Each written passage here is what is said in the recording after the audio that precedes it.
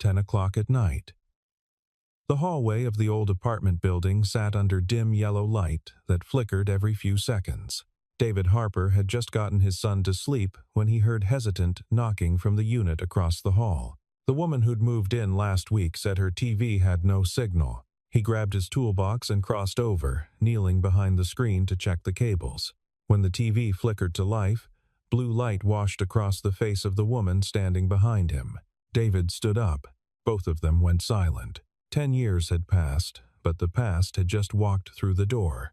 David Harper was 34 years old. He lived with his son, Connor, in a cramped two-bedroom apartment on the 4th floor of the Riverside Towers, a building that had been luxury in 1978 and was now just old. The carpet was worn thin in patches where generations of tenants had walked the same paths. The kitchen cabinets closed crooked. The bathroom faucet dripped no matter how tight you turned it. But the rent was affordable. The neighborhood was safe, and Connor had a room with glow-in-the-dark stars on the ceiling that David had stuck up there one weekend when his son turned 5. David's life moved in a tight, predictable loop. He woke at 6 every morning.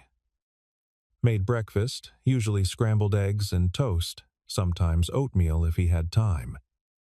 Dropped Connor at Riverside Elementary at 7:45. Drove 15 minutes to Bennett Electronics, a repair shop that serviced everything from old radios to industrial circuit boards. He worked until 3, fixing broken things that other people had given up on. Left early to pick Connor up at 3:30. Helped with homework at the kitchen table while dinner simmered on the stove.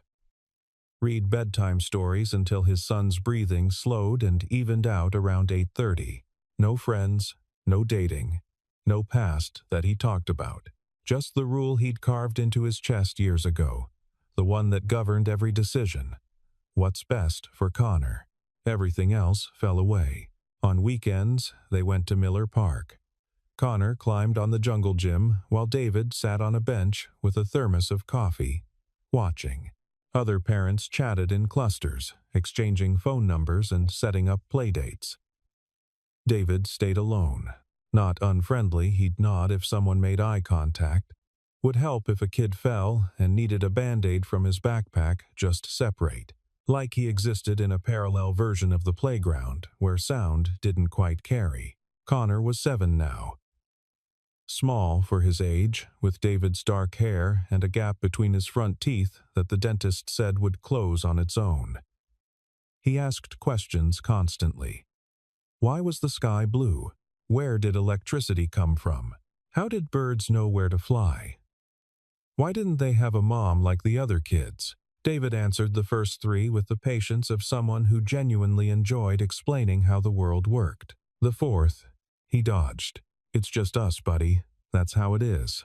Connor accepted this, the way kids accept weather, something you can't change, so you adapt. In the evenings, after Connor slept, David sat at the kitchen table with a mug of tea that went cold while he went through bills.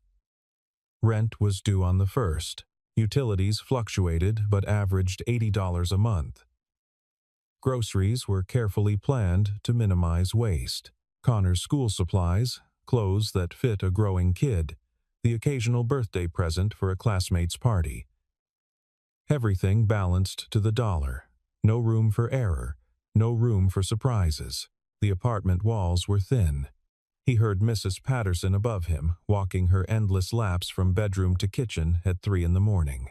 The couple next door, the Rodriguezes, arguing in muted Spanish bursts that rose and fell like ocean waves.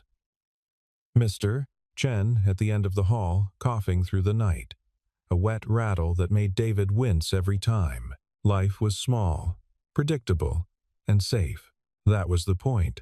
David had built this life brick by brick after Connor's mother Melissa left when their son was 6 months old. She'd signed the custody papers without argument, packed 2 suitcases, and disappeared into a life David knew nothing about. No postcards. No birthday calls. Just gone. He'd been terrified at first. A 27-year-old man who didn't know how to change a diaper properly, who burned mac and cheese, who once put Connor's onesie on backward and didn't notice until the pediatrician pointed it out. But he'd learned. Read books. watched tutorial videos on his phone at 2 in the morning while Connor cried with colic, called the nurse hotline more times than he could count. Slowly, clumsily, he figured it out. And he'd promised himself that Connor would never feel abandoned the way David had once felt. Never wonder if he was enough. Never question whether he was loved. So David had made himself smaller, cut out everything that wasn't essential, became the kind of father who showed up to every school event, who knew the names of all Connor's teachers, who kept emergency snacks in his car and Band-Aids in his wallet. It was enough.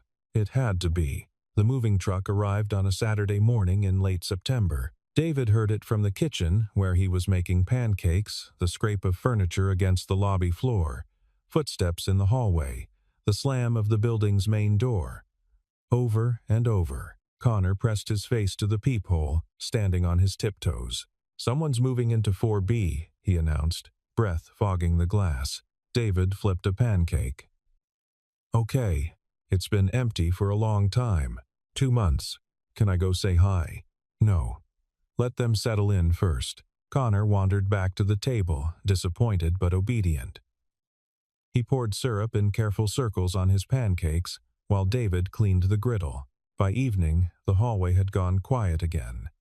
David assumed it was a couple, or maybe a small family. The building didn't get many single tenants, the units were too small for the rent they charged.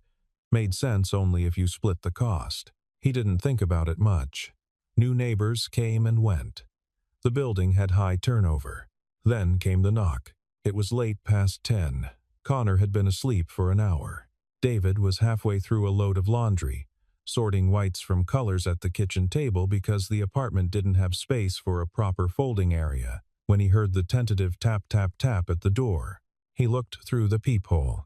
A woman stood in the hallway, arms crossed against the chill that always crept into the building at night despite the ancient heating system. She wore jeans and an oversized gray sweater. Her hair was pulled back in a loose ponytail. She looked tired in a way that went deeper than just one long day. David opened the door. "I'm sorry to bother you this late," she said immediately, words tumbling out like she'd rehearsed them. "I'm Claire. I just moved in across the hall. My TV isn't getting any signal, and I don't know if it's the cable or the connection or if I need to call someone, but I saw the light under your door, and I thought maybe you'd know what to check before I waste money on a service call tomorrow." She paused for breath. David hesitated. He didn't do this, talk to neighbors beyond basic pleasantries, get involved in their problems, open doors to his carefully controlled life.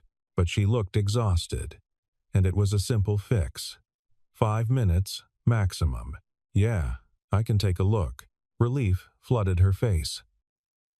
"Thank you, so much." He grabbed his toolbox from the closet, a battered red metal case that had belonged to his father and was now held together with duct tape and hope. Followed her across the hall. Her apartment was a maze of half-unpacked boxes. The couch sat in the middle of the room, still wrapped in plastic. A single floor lamp glowed in the corner, casting long shadows. The air smelled like cardboard and lemon cleaning solution. Dishes were stacked on the counter, still in newspaper. Books filled 3 boxes near the window. "Sorry for the mess," Claire said, gesturing helplessly at the chaos. "I wasn't expecting to move this fast."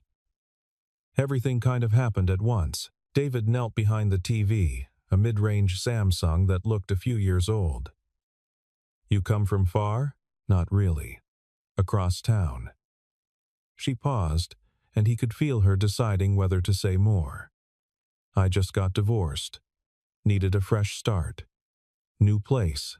New neighborhood. New everything." He didn't respond, just kept his hands busy checking the cables behind the TV. The coaxial cable was connected properly. The power cord was fine. But the HDMI cable connecting the cable box to the TV had worked itself loose, probably got jostled during the move. David reseated it, checked the input settings on the TV, and powered everything back on. The screen flickered blue, then resolved into a news broadcast. A weatherman pointing at a map of weekend temperatures. "There you go. Oh my God, thank you." Her voice was quiet, genuine. "I'm sorry. I should have checked that myself.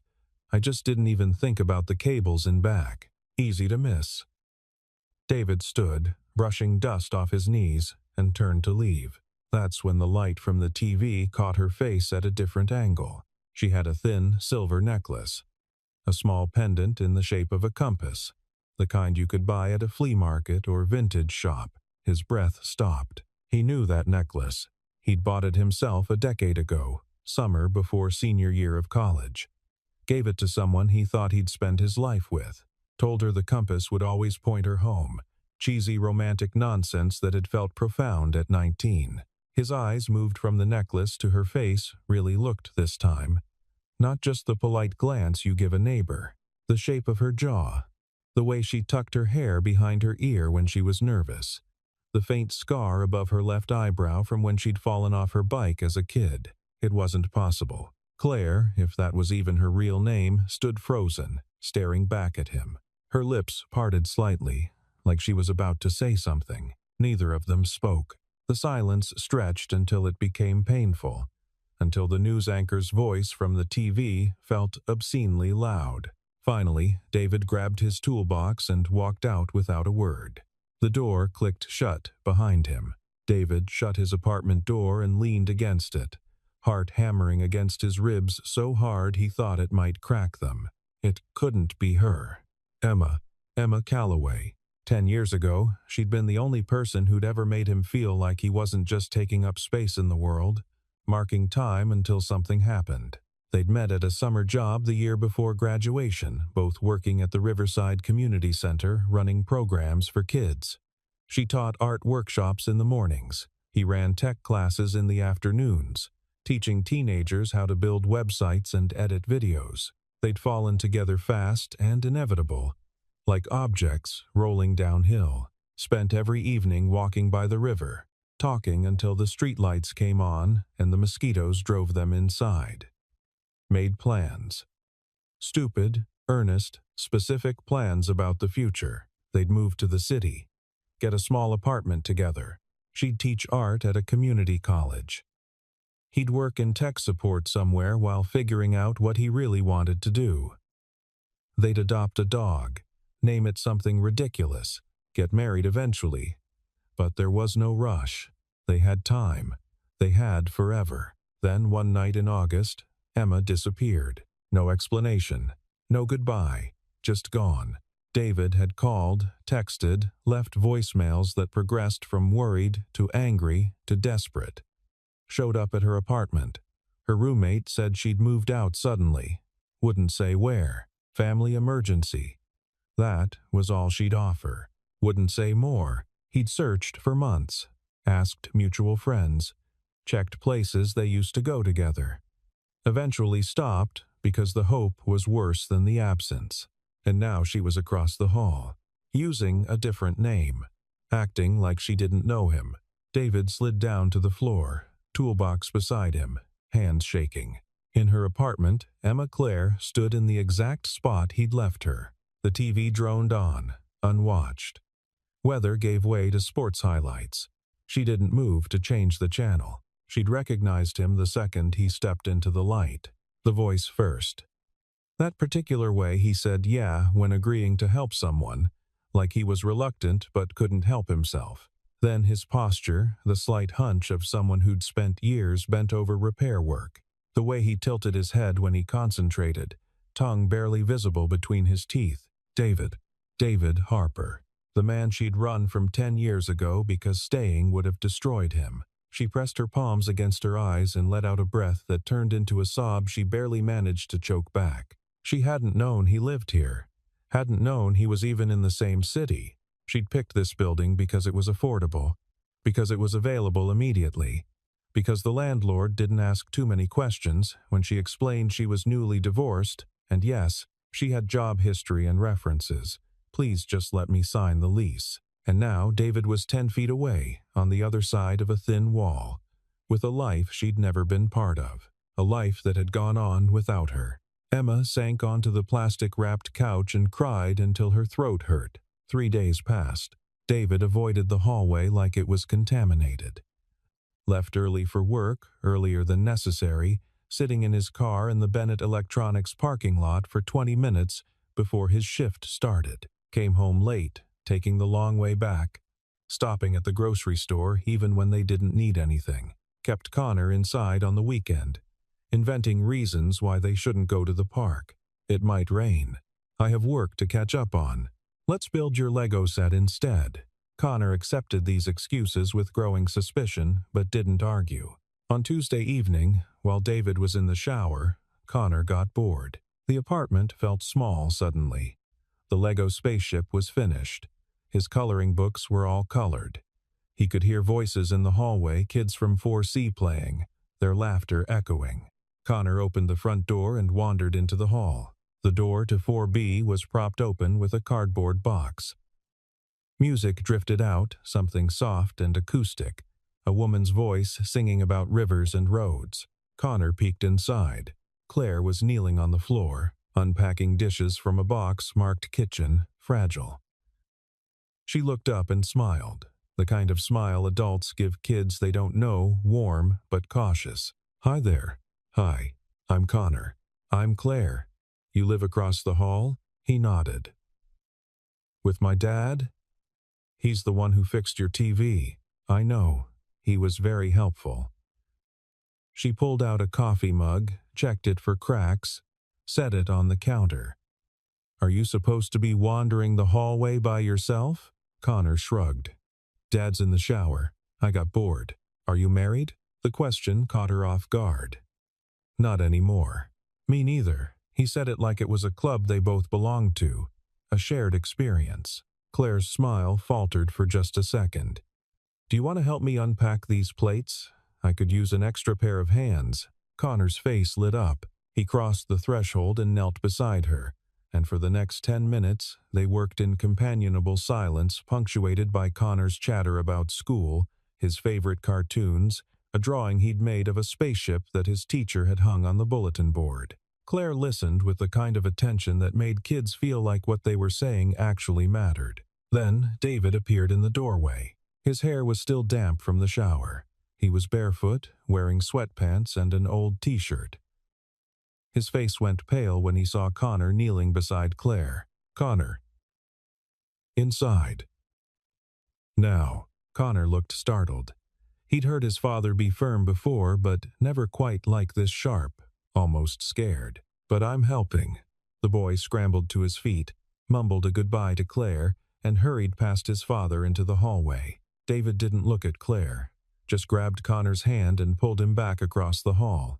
The door shut hard enough that Mr. Chen down the hall shouted something irritated about noise. Claire sat alone on her floor, surrounded by half-unpacked dishes, tears streaming down her face. She hadn't expected that. The child, Connor, David's son. The boy had his eyes that particular shade of brown that looked almost amber in certain light. His way of tilting his head when he was listening, like he was trying to hear something underneath the words. His careful way of holding fragile things, conscious of his own strength. She'd lost that chance 10 years ago. Lost the baby she'd barely had time to imagine holding. And here was proof of the life that had gone on without her. The family David had built with someone else. The universe had moved forward, and she was standing in the same place she'd been a decade ago, still carrying the weight of what she'd lost. Living across the hall made avoidance impossible.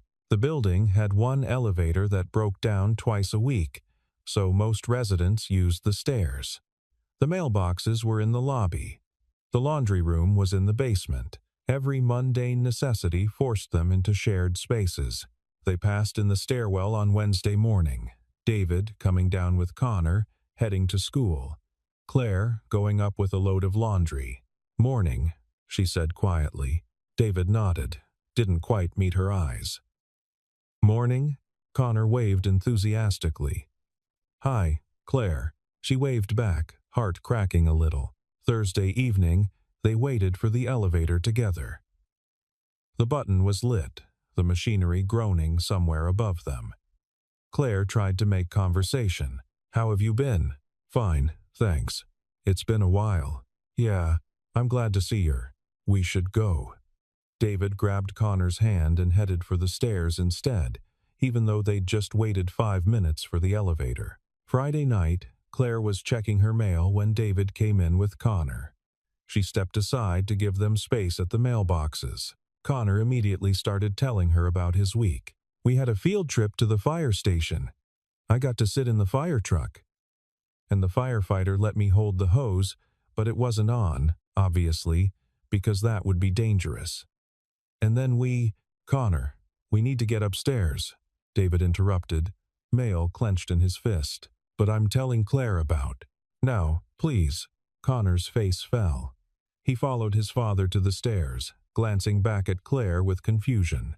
She stayed in the lobby for a long time after they left, pretending to organize her mail, fighting the urge to go upstairs and pound on David's door and demand he let her explain everything.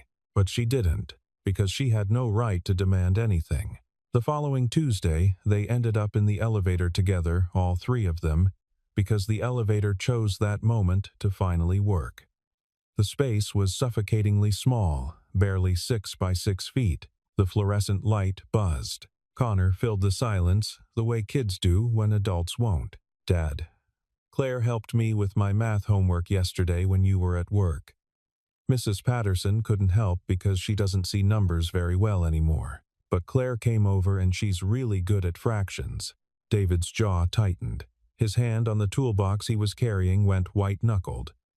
"That's nice. She said she used to be a teacher. Interesting. She taught art to middle schoolers. And she showed me how to draw horses. Look." Connor pulled a folded paper from his backpack, carefully smoothed it out.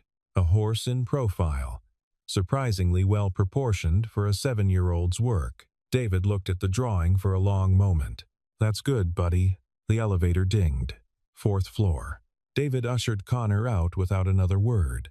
Claire stayed inside, riding down to the lobby even though she'd been heading up to her apartment. She sat on the lobby couch for 20 minutes, staring at the bulletin board covered in notices for lost cats and yoga classes, and someone selling a barely used air conditioner. Mrs. Patterson found her there, shuffling in with her walker to check her mail. "You okay, dear?" Claire wiped her eyes quickly. "Yeah, just tired. Moving is exhausting." Mrs. Patterson sorted through her mail with shaky hands. "But you'll settle in. Everyone does, eventually. I hope so." The old woman patted her shoulder and shuffled toward the elevator. Claire sat there until the evening shadows stretched across the lobby floor. It happened on a Thursday. Connor had stayed after school for art club. David was running late to pick him up. A repair at work had taken longer than expected. The customer had argued about the bill. Traffic was terrible. He rushed down the hallway at 3:50, keys jangling, mentally calculating how long Connor would have to wait, and found Connor sitting on the floor outside Claire's apartment, showing her a drawing. "This is you and me and Dad," Connor was saying, pointing at 3 stick figures holding hands. "We're a family. See, we're at the park, and that's the duck pond, and those are the swings." Claire was sitting cross-legged on the hallway floor, back against her door, looking at the drawing with an expression David couldn't quite read. "It's beautiful," she said softly. David froze. Connor noticed him. "Dad, look what I drew." Claire's head snapped up. Her face went white. "Connor, come on. We need to go." "But I wanted to show Claire." "Dad, you're being weird." "Connor." His voice was harder than he meant it to be. "Now." Connor stood slowly, clutching his drawing, confusion written across his face. David looked at Claire for the first time in days. Really looked. "Why are you here?" His voice was low, controlled, but there was something sharp and dangerous underneath. Claire stood slowly, brushing off her jeans. "I told you. I just moved. No." He took a step closer, hyper-aware that Connor was watching but unable to stop himself. "Why are you here? In this building? On this floor? Across from me? Don't tell me it's a coincidence. David, I swear to you, I didn't know you lived here. You expect me to believe that? After 10 years of nothing, you just happened to move into the apartment across from mine? I didn't know. Her voice was steady, but her hands were shaking. I needed a place quickly. Dad, what's going on? Connor's voice was small, scared. David closed his eyes, took a breath. When he opened them, his face was carefully blank again. Nothing, buddy. Let's go. He turned toward their apartment, and Claire finally broke. I was pregnant. David stopped mid-step. Connor looked confused. What does that mean? Go inside, Connor, David said quietly, not turning around. Please. Connor looked between them, then obeyed, crossing the hall with backward glances. David didn't turn around. Claire's voice shook. 10 years ago. The night before I left, I found out I was pregnant. The hallway was silent except for the hum of the building's old heating system kicking on, the distant sound of someone's TV through thin walls. I was going to tell you the next day, she continued. I had it all planned out. Then what? She couldn't say it. David finally turned. His face was unreadable, carefully controlled, like he was using every ounce of energy to keep himself together. Finish. Claire steadied herself against the doorframe. Her legs felt like they might give out. I took 3 tests, all positive. I made an appointment with a doctor to confirm it. The words came out mechanical, like she was reading from a script. I was going to tell you that weekend. I bought this stupid card. It had a picture of baby shoes on it, something cheesy from the drugstore. I was going to make dinner, your favorite pasta dish, and give you the card after we ate. David said nothing, just stood there, toolbox still in his hand. But that Friday afternoon, my sister called. Claire's voice went flat, clinical, the way people talk about trauma when they've told the story too many times. My mom had collapsed at home, massive stroke. They didn't think she'd make it through the night. I drove straight to the hospital. 4 hours. I tried to call you from the road, but my phone died and I didn't have a charger, and by the time I got there, everything was chaos. I would have come to you, David said quietly. I know you would have. Claire wiped her eyes roughly. But by the time I got home 3 days later, my mom survived. Barely. But she survived. You'd already left me a message. You said you'd figured it out. That I'd obviously moved on. That you weren't going to wait around for someone who didn't have the decency to say goodbye. David's face drained of color as he remembered. The message he'd left in a moment of hurt and pride. The message he'd regretted within hours, but had been too stubborn to take back. I tried calling back, Claire said. You'd blocked my number. I went to your apartment, you'd moved out. Your roommate said you'd gone back home, didn't know where. I asked around. No one knew where you'd gone. So you just gave up? No. Her voice hardened. I spent 4 months looking for you. Called your parents' house, they hung up on me, tried to find you through mutual friends. No one would tell me anything, and I lost the baby. Silence. Complete, suffocating silence. The heating system kicked off. Somewhere above them, Mrs. Patterson's footsteps creaked across her floor. I was 12 weeks along, Claire whispered. I went to a routine checkup. First real appointment, the one where they're supposed to do an ultrasound, let you hear the heartbeat. They couldn't find it. Spontaneous miscarriage. The doctor said it happens. 20% of pregnancies. Nothing I could have done differently. Just bad luck. David's knees nearly gave out. He set the toolbox down before he dropped it. They did a procedure. D and C, they call it. I was alone. My sister was still with my mom. I couldn't find you. I didn't have anyone else. She was crying now, not trying to hide it. And after that, I thought maybe it was better you didn't know. You didn't need to carry that grief. You hadn't even known about the pregnancy. What was the point of telling you about something you'd lost when you didn't even know it existed? You should have. His voice broke. You should have kept trying to find me. I know. I thought you'd just left. Like I didn't matter.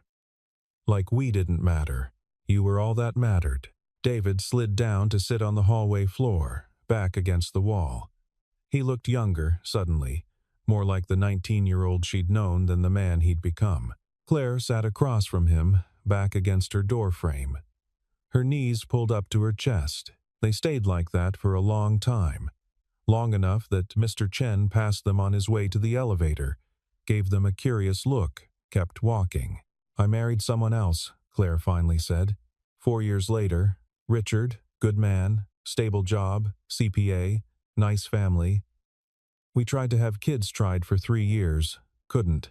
Doctor said there was nothing technically wrong. Sometimes it just doesn't happen. I think my body just shut that door. Decided once was enough trauma.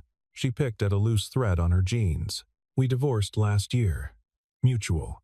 No drama, no infidelity.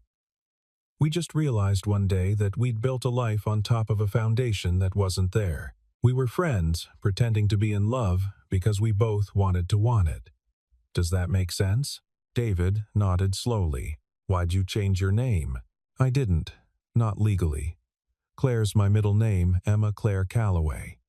I started using it after the divorce. Fresh start, clean slate. Emma felt like a different person from a different life. She touched the compass necklace. I kept this, though. Kept a lot of things. Your old t-shirt, ticket stubs from movies we saw, stupid stuff. I kept things too. The mug you made me in your pottery class. It's chipped, but I still use it. Claire's breath caught. They sat in silence for another stretch of time. What about Connor's mother? Claire asked quietly. Melissa. We dated for 6 months. She got pregnant. We tried to make it work. Got married when she was 4 months along courthouse wedding. Nothing fancy. She lasted 6 months after Connor was born. Left a note on the kitchen table. Signed custody papers her lawyer mailed me 2 weeks later. I haven't heard from her since. I'm sorry. Don't be. Connor doesn't remember her. And honestly, I think we would have been miserable if she'd stayed. We didn't love each other. We were just trying to do what we thought we were supposed to do. He's a good kid. He is. David's voice softened. He's the best thing that ever happened to me. I was a mess before he came along. Working dead-end jobs, drinking too much, living in a basement apartment with 2 other guys. Connor made me grow up. You were always good, David. You just needed a reason to believe it. He looked at her across the 3 feet of hallway that separated them. Why'd you keep the necklace? Because it was the only thing I had left of you. And because even after everything, I never stopped. She trailed off. Stopped what? Hoping I'd find my way back. They sat in the hallway until past midnight. At some point, David went to check on Connor, found him asleep in his bed, still wearing his school clothes, the drawing of the 3-person family clutched in one hand. David carefully pried the paper free, tucked his son under the covers, and came back to sit down again. They didn't talk much after that, just sat. The building settled around them. Pipes creaked. Someone flushed a toilet. Mrs. Patterson's TV murmured through the walls. Some late-night talk show she always fell asleep watching. Eventually, Claire spoke. I don't expect anything from you. I know. I'm not here to disrupt your life or make claims or ask for things I don't have a right to ask for. I know. But I am sorry. For all of it. For not trying harder. For disappearing. For not being there when you needed me. David was quiet for a long time. When he spoke, his voice was rough with exhaustion. I'm sorry too. For assuming the worst. For blocking your number. For not trying harder to find you. For believing you'd just abandoned me without a thought. We were kids. We were old enough to know better. Claire smiled faintly. Maybe. Or maybe we were exactly as young and stupid as we needed to be to learn what not to do. David looked at her, really looked. For the first time since that night 10 years ago when everything fell apart. She'd changed. Lines at the corners of her eyes that hadn't been there before. A tiredness in her posture, like she'd been carrying something heavy for a long time. Her hands had small scars, one across the back of her left hand, another on her right thumb. Signs of a life lived, of years that had passed without him, but still her. Still the person who'd made him believe he could be someone worth loving. "I haven't loved anyone else," he said quietly. "Tried a few times. Dated a woman named Sarah for about 4 months when Connor was 3. Nice person. Worked at the library. Connor liked her, but it never felt right. Always felt like I was faking it, playing a part." Claire's eyes welled up. "Me too. Richard was a good husband on paper. But I was always comparing him to a memory. Always measuring everything against a summer 10 years ago. That's not fair to anyone. Connor's mom left when he was 6 months old. Just couldn't handle it. The crying, the exhaustion, the way your whole life disappears into taking care of someone else. She signed over custody without a fight. I don't even know where she is now. I'm sorry. Don't be. He's better off. And honestly, so am I. We figured it out together, me and him. Built our own little world." David paused. "He's happy. That's what matters. He's a good kid." "He is. He looks like you. Everyone says that. He has your eyes. And your way of listening, like he's really hearing what people are saying underneath the words." David's throat tightened. "He asked me once why he doesn't have a mom.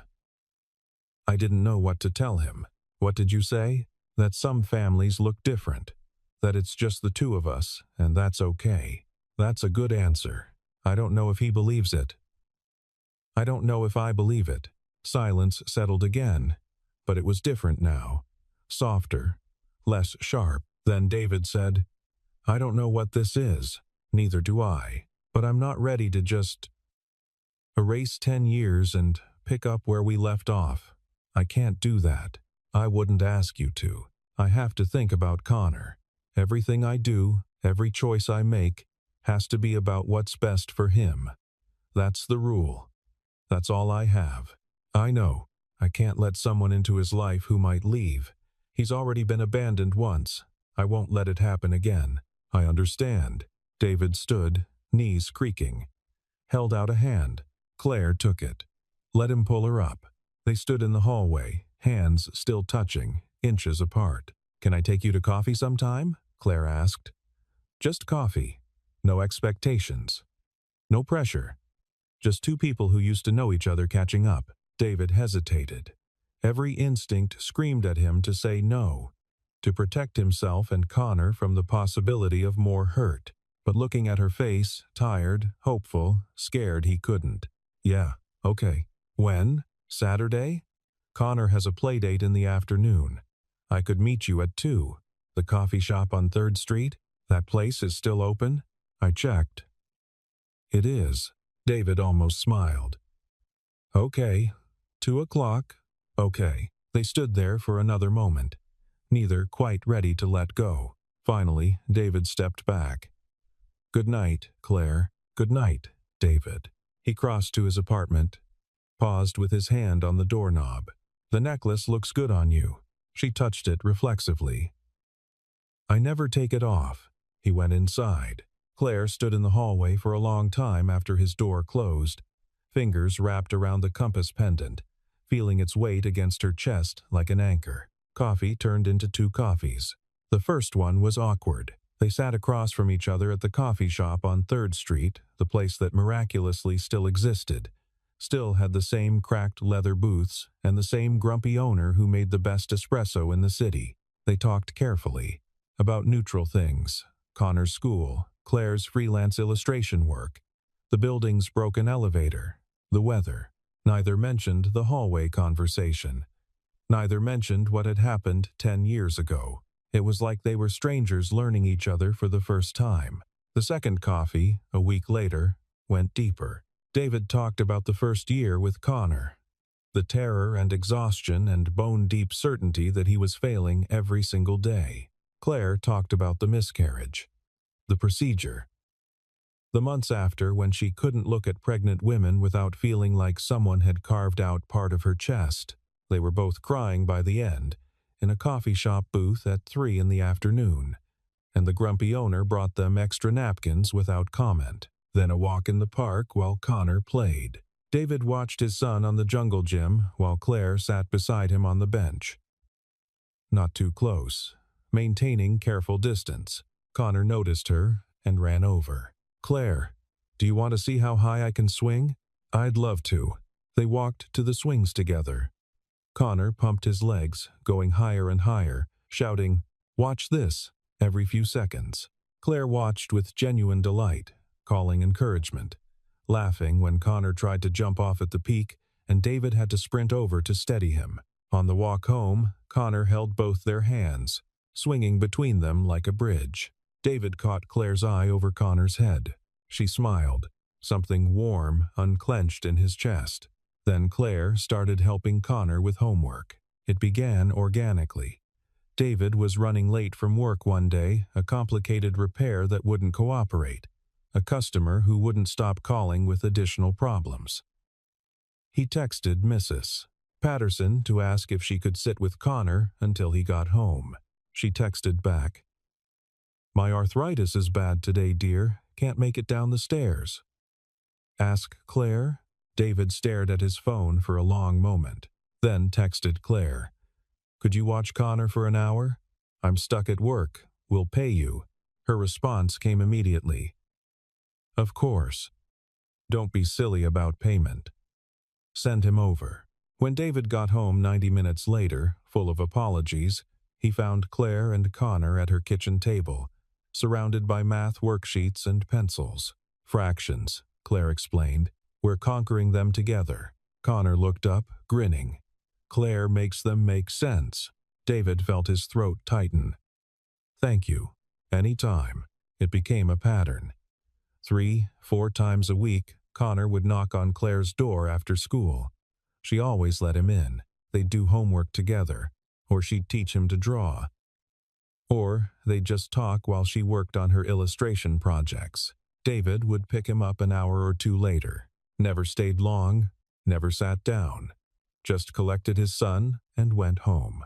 But slowly, the walls came down. One evening, Claire knocked on David's door with a casserole dish. "I made too much lasagna. Thought you might want some." It was obviously a lie. The dish was the perfect size for exactly one family dinner. But David accepted it, invited her in.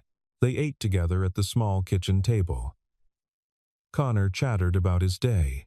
Claire and David traded small smiles over his head. After dinner, Connor asked if Claire wanted to see his Lego collection. She said yes. David did the dishes while they played in Connor's room, listening to his son's voice rise and fall in excited explanation. Claire's responses warm and engaged. When she left, Connor hugged her goodbye. "See you tomorrow? See you tomorrow." 3 months after Claire moved in, a storm knocked out power to the entire neighborhood.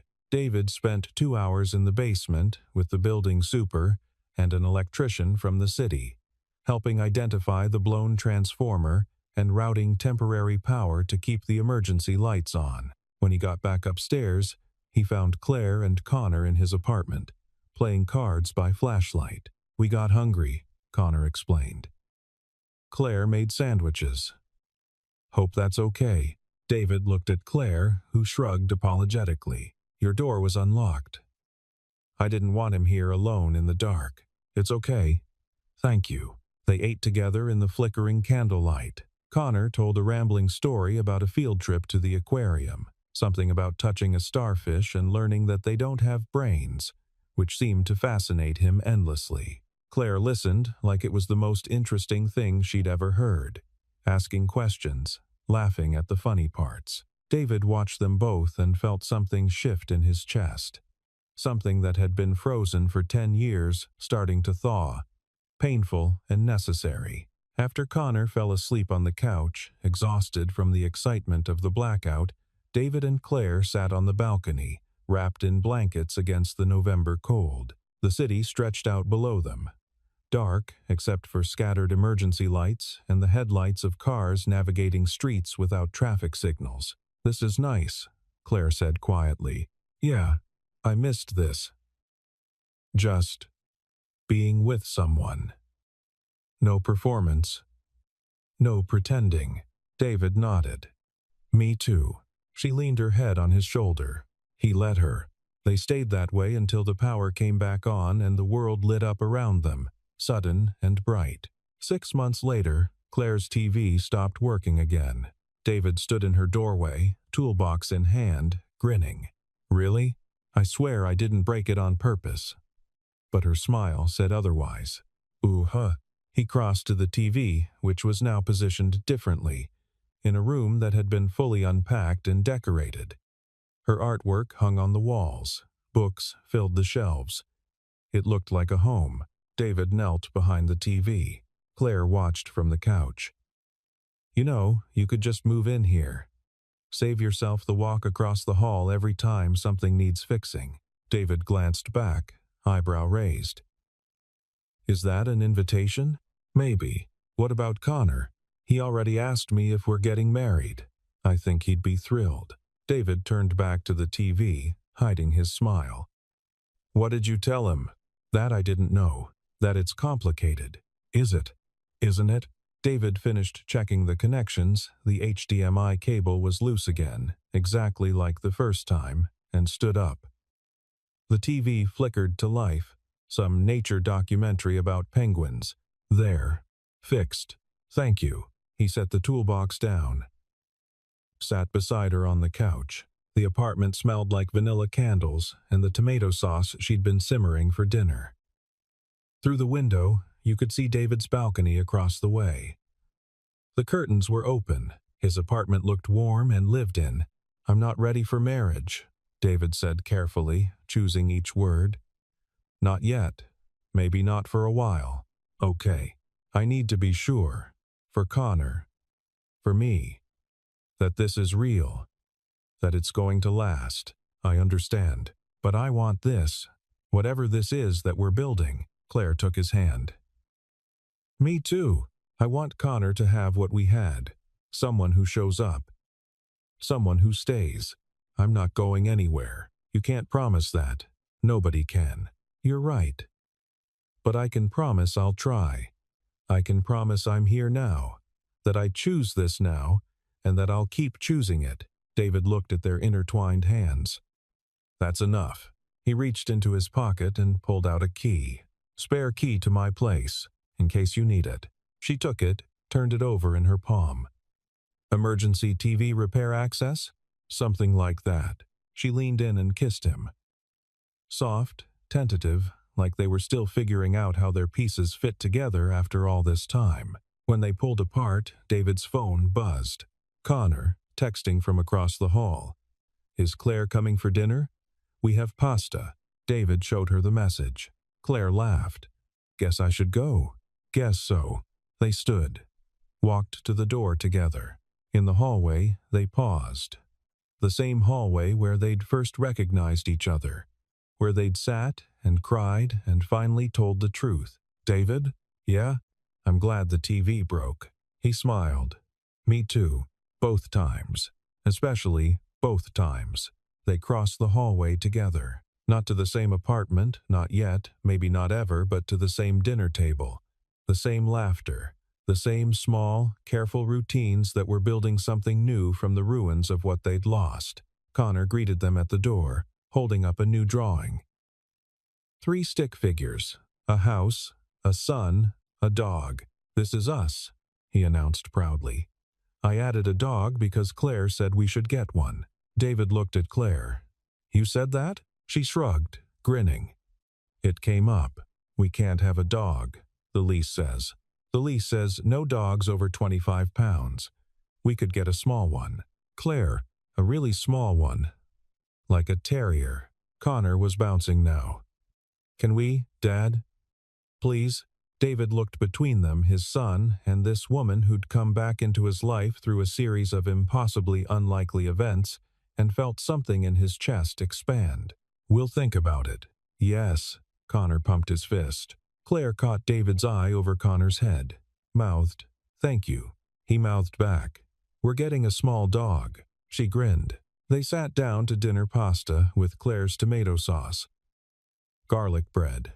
Connor had helped make. Salad that no one would eat, but David insisted on anyway. Connor talked non-stop about his day, about the dog they might get, about the drawing he was going to make of their future dog. David and Claire listened, passed serving dishes back and forth, fell into the easy rhythm of people who'd known each other in one life and were learning each other all over again in this one. No promises about forever, no certainty about what came next, just the choice to stay, to show up tomorrow and the day after that, and keep showing up until eventually you looked back and realized you'd built a life without meaning to. Later, after Connor was asleep and Claire had gone back to her own apartment, David stood on his balcony looking across at her window. The lights were still on. He could see her silhouette moving around, probably working on an illustration project. His phone buzzed. Claire. You watching me? David. Maybe. Claire. Creep. David. You texted me first. Claire. Fair point. Coffee tomorrow? David. Same time? Claire. Same time. He watched her turn off the lights, saw the glow of her phone as she presumably read his response. Then, darkness. David went inside. Checked on Connor one more time. The boy was sprawled across his bed, one arm hanging off the side, mouth open, completely and utterly asleep in the way only children could be. He adjusted the blanket, turned off the nightlight, pulled the door mostly closed. In his room, David got ready for bed, brushed his teeth, set his alarm, plugged in his phone. On his nightstand sat the chipped pottery mug Claire had made him a decade ago.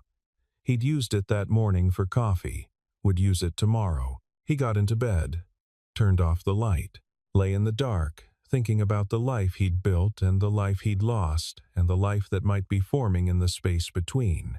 No guarantees, just possibility. And for the first time in 10 years, David Harper fell asleep without the weight of regret pressing on his chest.